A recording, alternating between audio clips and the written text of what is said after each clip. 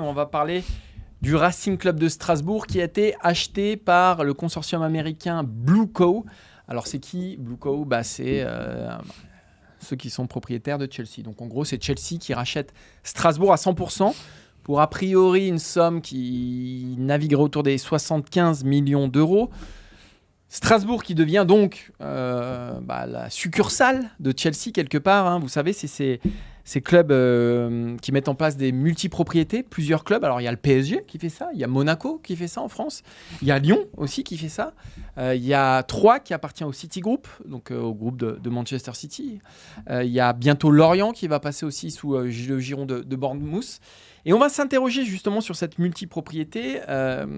Marc Keller qui nous dit aujourd'hui dans l'équipe que en gros Strasbourg a tout à gagner, puisqu'ils vont lui apporter Chelsea va apporter une stabilité financière, de plus gros moyens au club alsacien. Maxime, est-ce que Strasbourg est en train de se fourrer le doigt dans l'œil? Est-ce qu'avec ce rachat, Strasbourg court à sa perte? Marc Keller est quand même un dirigeant, un ancien footballeur, un dirigeant plutôt intelligent. Je pense que c'est de la com là pour calmer J'ai les du mal à supporters. croire qu'il le pense 100% de ce qu'il dit. Parce que oui, Strasbourg est racheté, mais Strasbourg s'est mis dans les mains d'un groupe qui le dépasse de très loin, et surtout dans une pyramide dont il n'est pas le sommet. Non, parce c'est que la le sommet base de même. cette pyramide, c'est Chelsea. Et qu'est-ce que fait... Alors, il a parlé, j'ai bien aimé son expression, où il parle justement, nous avons le même actionnaire dans l'équipe, nous avons le même actionnaire, mais seront des clubs frères avec une gestion séparée. Des clubs frères, c'est magnifique. Ouais. Alors, frères, déjà d'habitude on dit club filial. Filiale, frère, il y a une relation familiale à chaque fois, donc c'est exactement la même chose. La relation séparée, c'est juste pour rassurer et pour dire à l'UEFA, non, mais c'est pas le même proprio, vous inquiétez pas, c'est pas vrai. Mais à l'arrivée, qu'est-ce que c'est? Strasbourg va devenir une super succursale de Chelsea, tout simplement. Ils vont envoyer leurs joueurs. S'il y a des bons de Strasbourg, ils vont les récupérer, ou ils vont faire acheter des joueurs par Strasbourg pour les prêter à Chelsea. En fait, on en revient toujours à la même chose. Et ce qui est dramatique, c'est que le football français, là, en ce moment, est en train de se mettre dans les pattes des très gros clubs, est en train de devenir ce qu'est à la G-League, la Ligue de développement, à la NBA pour la Première Ligue. C'est tout simplement ça. C'est-à-dire que c'est des tout petits. En gros, les clubs anglais s'en foutent. Le discours, tu vas sûrement parler après, je ne l'ai pas en tête, mais du patron de Bournemouth qui a arraché Lorient, au moins, il a le mérite de l'honnêteté. Mais il dit clairement les choses. C'est-à-dire que c'est une succursale. Les joueurs... Avant Chelsea, ce qu'ils faisaient, Chelsea, ils avaient 70 joueurs ou 80 joueurs, ou allez, non, peut-être un peu moins. À un moment, ils sont montés jusqu'à 50. Ils sont montés à 60 même. 60. Trop de joueurs. Donc, ils les prêtaient dans un club comme De Bruyne, comme Salah, les faisaient revenir ou les revendaient. Donc voilà, c'était une manière d'amortir les ventes.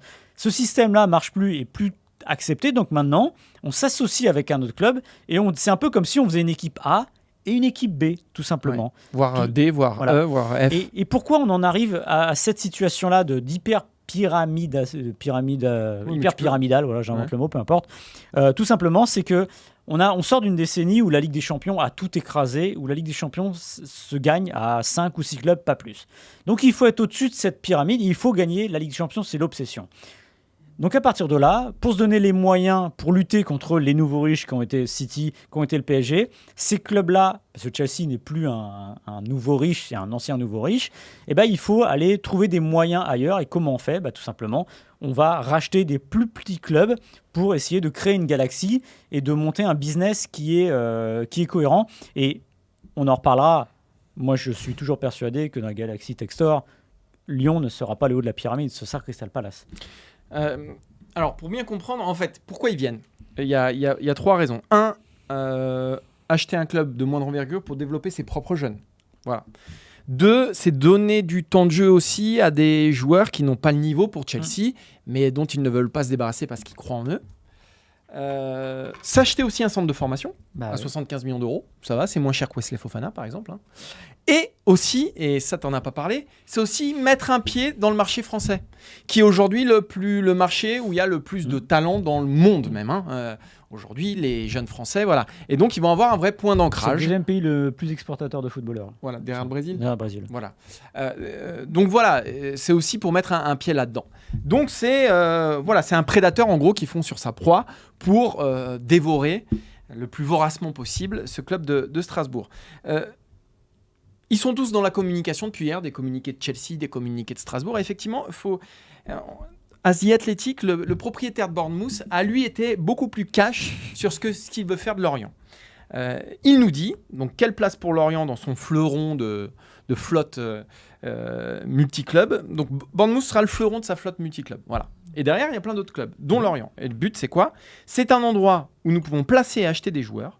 Le modèle multiclub est la deuxième partie de l'histoire. Si je dois acquérir des joueurs, pourquoi ne pas le faire moi-même ? C'est beaucoup moins cher. Donc, on va se servir chez notre club de développement, quand tu disais, une sorte de G-League, c'est ça, chez notre club de développement pour faire grossir la bête.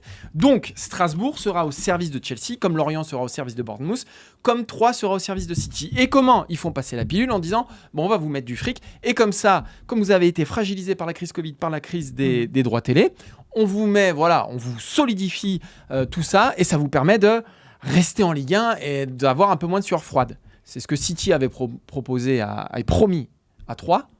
Qui, Maxime, ils joueront l'année prochaine ? En Ligue 2. Voilà, Mais ils verront peut-être la Ligue des Champions au Stade de l'Aube. Voilà, peut-être qu'ils feront un tour d'honneur, parce que voilà.